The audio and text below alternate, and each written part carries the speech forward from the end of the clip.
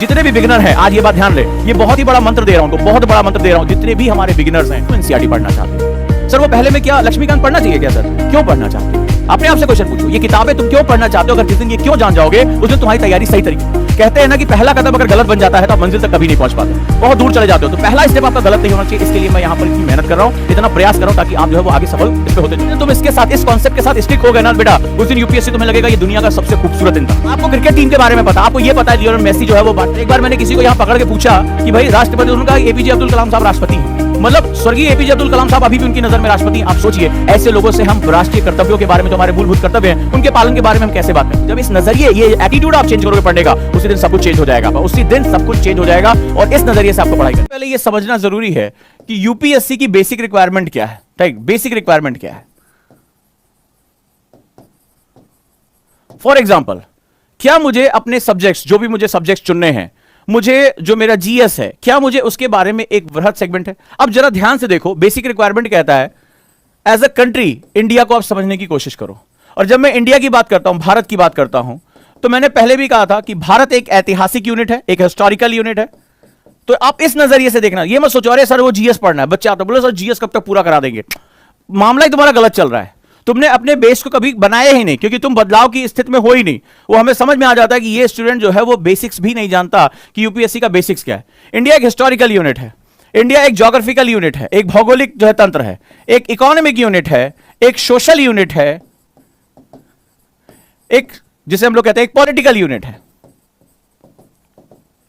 भारत विविधता का देश है, अलग अलग लोग हैं, अलग तरह का भूगोल है, अर्थव्यवस्था है, समाज यहां का अलग है, यहां की राजनीतिक तंत्र अलग है, कई जगहों पे हमें बहुत विविधता दिखाई पड़ती है।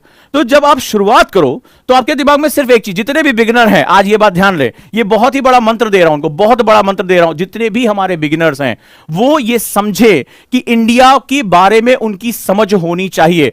टीना डाबी ने भी खुद कहा, आपको पता है टीना डाबी फर्स्ट अटेम्प्ट में उन्होंने निकाला, आज देश के लिए वो बहुत बड़ी हीरो है, बहुत से स्टूडेंट उनको फॉलो करते हैं, बहुत बड़ी उनकी फॉलोइंग है।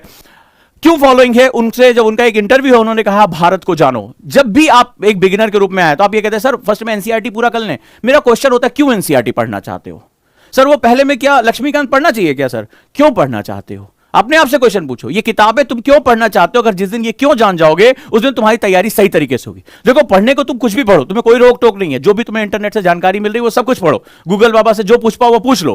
पर सवाल यहां मैं बात क्यों कर रहा हूं? यहां मैं बात कर रहा हूं तो आप तैयारी सही तरीके से करो। कहते हैं ना कि पहला कदम अगर गलत बन जाता है तो आप मंजिल तक कभी नहीं पहुंच पाते, बहुत दूर चले जाते हो। तो पहला स्टेप आपका गलत नहीं होना चाहिए, इसके लिए मैं यहां पर इतनी मेहनत कर रहा हूं, इतना प्रयास कर रहा हूं ताकि आप जो है वो आगे सफल इसमें होते चले जाओ। तो यहां पर अगर हम बात करेंगे फंडामेंटल्स पे, अगर हम जाते हैं तो सबसे पहला होता है कि जब बेसिक रिक्वायरमेंट है कि इंडिया को मैं कैसे देखता हूं। अब इसके लिए मुझे एनसीईआरटी पढ़नी पड़े, मेरा नेचर है, I can go for that. नहीं, मुझे अपने टीचर के साथ धीरे धीरे इसकी कोर डिटेल्स में जाना है। जब मैं भारतीय समाज, एक छोटा सा एग्जांपल लेता हूं, मैंने जो पिछली क्लास ली थी सोसाइटी के बारे में, आपको समझ में आएगा सोसाइटी कितनी जटिल है, सोसाइटी की जड़ें कितनी। आज प्रधानमंत्री ने, आपने देखा मैंने उस दिन क्लास में बोला था कि one who is western that is a modern, और आज देखिए प्रधानमंत्री का स्टेटमेंट आया, शायद कल के पेपर में आएगा, कि उसमें कहा कि हमें पश्चिम की तरफ देखने की जरूरत नहीं है, भारतवासी अपने लिए खुद कुछ कर सकते हैं। यानी प्रधानमंत्री भी यही बात जो कह रहे हैं, जो हमने क्लासेस में पहले ही जो है कुछ दिन पहले ही डिस्कशन कर लिया था। उसके पीछे रीजन क्या है? क्यों मुझे, मेरे स्टूडेंट मुझसे कहते हैं कि सर पहले आप पढ़ाते हो, पहले जो है आप पढ़ा लेते हो, फिर अखबार में छपता है, उल्टा चलता है हमारे यहां। उसका रीजन ये है कि हिंदुस्तान को समझने का जो नजरिया है वो आपका बहुत ब्रॉडर होना चाहिए, बहुत ही बेस बता रहा हूं। जिस दिन तुम इसके साथ, इस कॉन्सेप्ट के साथ स्टिक हो गए ना बेटा, उस दिन यूपीएससी तुम्हें लगेगा ये दुनिया का सबसे खूबसूरत इम्तिहान है। अब कहते हैं ना, लोग कहते हैं यूपीएससी बहुत टफ है, सबका नहीं होता, इस तरह से मुंह बना बना के बोलते हैं। जिस दिन तुम इस कॉन्सेप्ट के साथ स्टिक हो गए, जिस दिन तुमने अपना दिल इसके साथ लगा लिया, जिस दिन तुम मोहब्बत हो गए हिंदुस्तान के साथ और तुम्हें हिंदुस्तान को अलग अलग पर्सपेक्टिव से देखने का एक नजरिया डेवलप हो गया, उस दिन कहोगे सर मतलब ये इससे ज्यादा खूबसूरत इम्तिहान नहीं है दुनिया का, मुझे इस एग्जाम में उतरना ही उतरना है। क्योंकि मैं अपने हिंदुस्तान को, अपने भारत को अलग अलग नजरिए से, अलग अलग तरीके से उसके चैलेंजेस को समझ सकता हूं, उसकी विविधता को समझ सकता हूं, उसकी पोटेंशियल को समझ सकता हूं, और मैं खुद इस बदलाव का भागीदार बन सकता हूं। क्योंकि जब तक तुम समझोगे नहीं तब तक तुम भागीदारी करोगे नहीं, पार्टिसिपेशन नहीं होगा जब तक तुम्हारी अंडरस्टैंडिंग नहीं होगी। आज एक देश, अरे क्या करना है मेरे को, आपको क्रिकेट टीम के बारे में पता, आपको यह पता है लियोनेल मेसी जो है वो बार्सिलोना छोड़ चुके हैं, किसी और जो है उसमें चले गए, लेकिन हमारे देश में कितने लोग भूख से मर गए, कितने लोगों से पूछो भूस्खलन हुआ, कितने लोग मर गए, पहाड़ों पर भूस्खलन क्यों हो रहा है? अच्छा हाँ, कोई खबर थी, मतलब राष्ट्र के बारे में आपको नहीं पता, एक विदेशी फुटबॉल का खिलाड़ी वो कहीं चला गया, इसमें बुराई कुछ नहीं है। पर सवाल यह है कि अगर मैं राष्ट्र में भागीदारी करना चाहता हूं तो मेरी भागीदारी होनी चाहिए। कई बार, एक बार मैंने किसी को यहां पकड़ के पूछा कि भाई राष्ट्रपति, उनका एपीजे अब्दुल कलाम साहब राष्ट्रपति हैं, मतलब स्वर्गीय एपीजे अब्दुल कलाम साहब अभी भी उनकी नजर में राष्ट्रपति हैं। आप सोचिए, ऐसे लोगों से हम राष्ट्रीय कर्तव्यों के बारे में, जो हमारे मूलभूत कर्तव्य हैं, उनके पालन के बारे में हम कैसे बात करेंगे? राइट, कम से कम हमें अपने देश के बारे में, अपनी चीजों के बारे में जानकारी होनी चाहिए। तो सभी स्टूडेंट से मेरा बहुत निवेदन है, बहुत रिक्वेस्ट है कि जो भी तैयारी में उतरना चाहते हैं वो सिलेबस, सर प्री का सिलेबस कब पढ़ाएंगे, सर मेंस का सिलेबस कब होगा, सर फलाने कब होगा, उससे पहले अगर आप ये पर्सपेक्टिव सोचो कि कम से कम, मैं बिगिनर स्टूडेंट से बात कर रहा हूं जो 12 पास कर रहे हैं या पास करेंगे या जो कर चुके हैं, वो सबसे पहले इस नजरिए के साथ यूपीएससी को देखें। ये ऑल इंडिया लेवल का एग्जाम है, भारत दर्शन कराया जाता है। जब आप लबासना जाओगे तो सबसे खूबसूरत जो पार्ट होता है वो भारत दर्शन होता है। क्यों भारत दर्शन कराया जाता है? जब आप ट्रेनी से पूछो, बोले अरे यार इतने दिन तक बाहर रहना पड़ेगा, लेकिन जब वो जाते हैं, वो प्रशासनिक कार्यों को देखते हैं, वो गांव तक पहुंचते हैं, तब उनको लगता है कि ये मेरा हिंदुस्तान है। और उस ट्रेनिंग का जो सबसे खूबसूरत पार्ट होता है वो भारत दर्शन ही होता है। किसी भी आपके कोई सीनियर हो, कोई भी हो, उनसे पूछिएगा कि आपकी ट्रेनिंग का सबसे खूबसूरत पार्ट रहा, तो उन्होंने कहा भारत दर्शन। बहुत भागम भाग में होता है, बस खाली यात्रा यात्रा चलती है। लेकिन जैसे जैसे वो भारत की गहराई में पहुंचते हैं, उसके चैलेंजेस को जानते हैं, वैसे वैसे वो एकदम संवेदनशील होते चले जाते हैं। वो समझते हैं कि ये मेरा भारत है, इनके लिए मुझे काम करना है।